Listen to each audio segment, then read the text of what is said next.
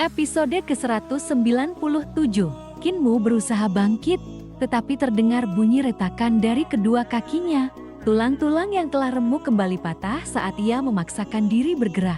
Rasa sakit menjalar ke seluruh tubuh. Kedua lengannya juga patah, membuatnya tak berani bergerak sedikit pun. Bahkan menarik napas lebih dalam terasa berbahaya. Ia khawatir satu tarikan napas yang terlalu kuat akan menghancurkan sisa tulangnya. Kekuatan sihirnya telah habis sepenuhnya. Ia bahkan tak mampu mengambil air liur naga dari karung Tauti untuk mengobati lukanya. Keringat dingin membasahi tubuhnya. Luka-luka bekas sayatan pedang kembali terbuka, darah terus mengalir, sementara tubuhnya terasa semakin panas.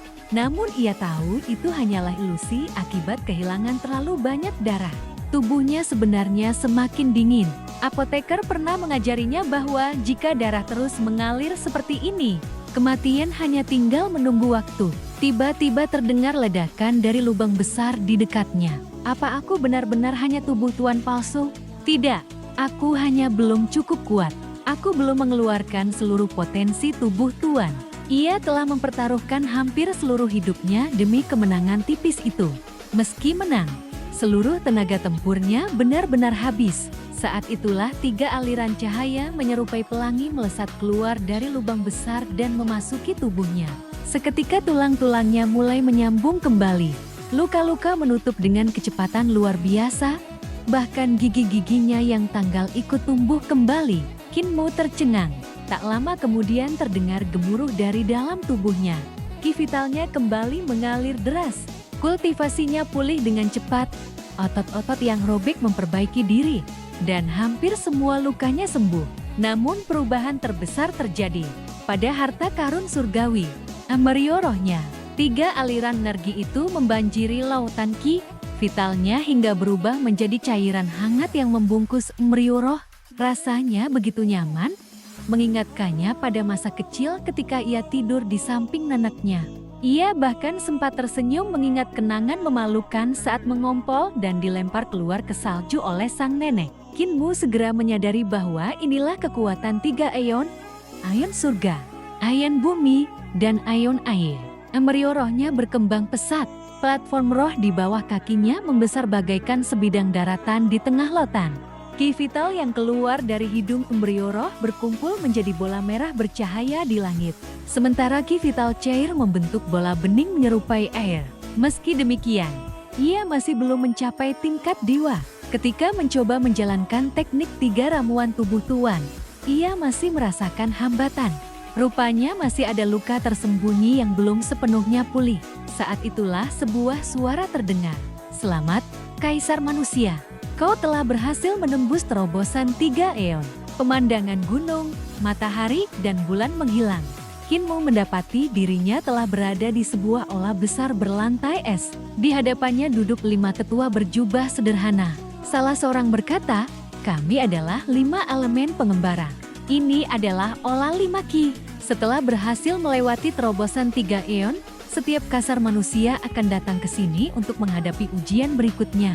Kinmu terkejut. Jeti, aku benar-benar berhasil. Meski sangat gembira, kedua kakinya masih terus gemetar.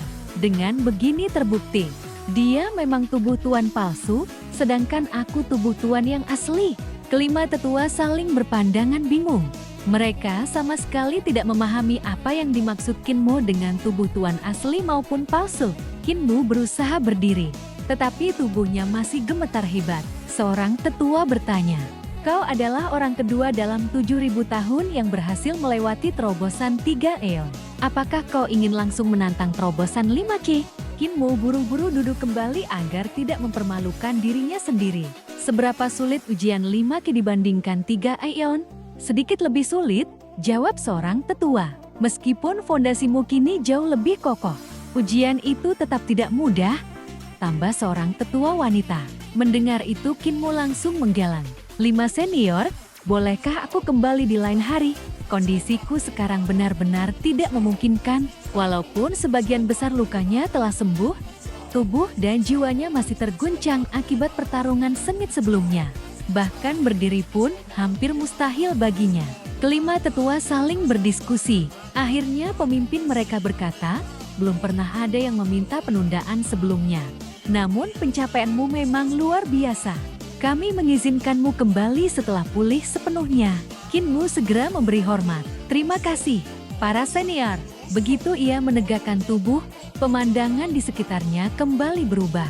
Ia telah kembali ke depan olah 3 Eon. 3 tetua Eon, kepala desa, dan Hermet Qingyu sedang menunggunya. Guru spiritual Eon Air bertanya dengan heran.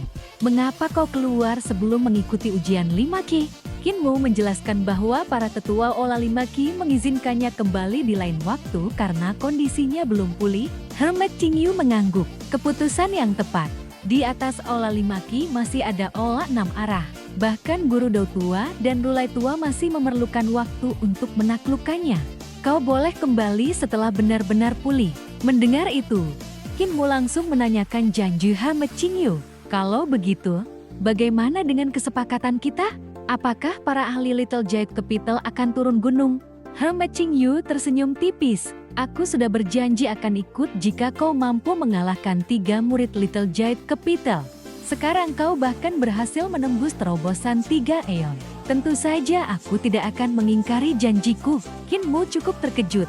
Sejak awal Hermet Qingyu selalu bersikap dingin dan keras kepadanya.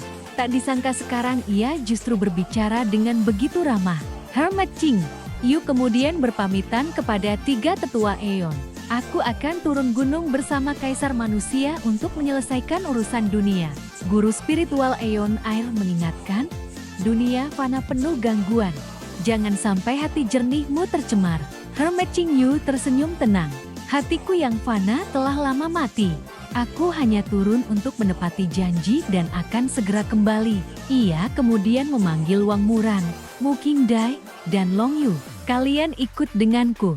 Tidak perlu menghabiskan seluruh hidup hanya tinggal di Little Giant Capital. Ketiganya sangat gembira. Mereka telah lama ingin melihat dunia luar. Tetapi selama ini aturan Little Giant Capital terlalu ketat. Hermet Qingyu juga mengajak 2 ahli lain, Yu Yun dan Yu Hei, yang terkenal ahli dalam perhitungan dan formasi.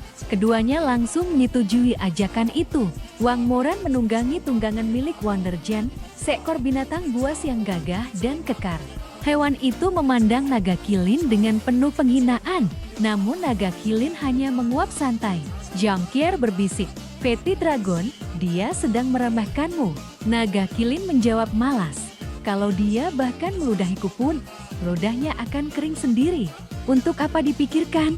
Rombongan pun meninggalkan Little Giant Capital. Hermet Qingyu menoleh ke belakang sambil menghela napas. Bertahun-tahun lalu, aku meninggalkan tempat ini bersamamu. Saat itu, aku penuh ambisi ingin mengguncang dunia.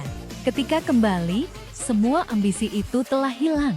Aku mengira tak akan pernah turun gunung lagi, tetapi muridmu justru berhasil mengajakku keluar. Kepala desa tersenyum. Bukan Muer yang menggerakkanmu. Hatimu sendiri yang berubah. Hermet Qingyu mendengus. Hatiku yang fana sudah lama mati. Kepala desa tertawa. Mulutmu setajam pisau, tapi hatimu selembut tahu. Hermet Qingyu langsung membalas. Bukankah tadi kaulah yang menangis sambil memeluk Kaisar Manusia? Kalau begitu, bagaimana dengan saat Parisuki meninggalkanmu? Siapa yang berguling-guling sambil menangis? Keduanya pun saling membuka aib masa lalu tanpa henti. Qin Mu hanya bisa menggeleng sambil tersenyum. 2 orang tua ini semakin tua justru semakin seperti anak-anak. Namun pikirannya segera beralih pada kakek kripel yang belum terlihat. Serta keadaan perang di padang rumput. Di pegunungan salju dekat istana Mas Wallen. Pertempuran telah berakhir menjadi pembantaian. Eternal Peace Imperial Preceptor berdiri tenang dengan kedua tangan di belakang punggung. Menatap megahnya istana emas yang berkilauan di kejauhan. Di belakangnya, puluhan ribu prajurit Kekaisaran Eternal Peace berdiri dalam formasi sempurna. Tak seorang pun bersuara, bahkan binatang perang mereka pun diam membisu. Seorang jenderal maju, memberi hormat, lalu melapor, Guru Imperial, Kan Ruandi telah menyerah.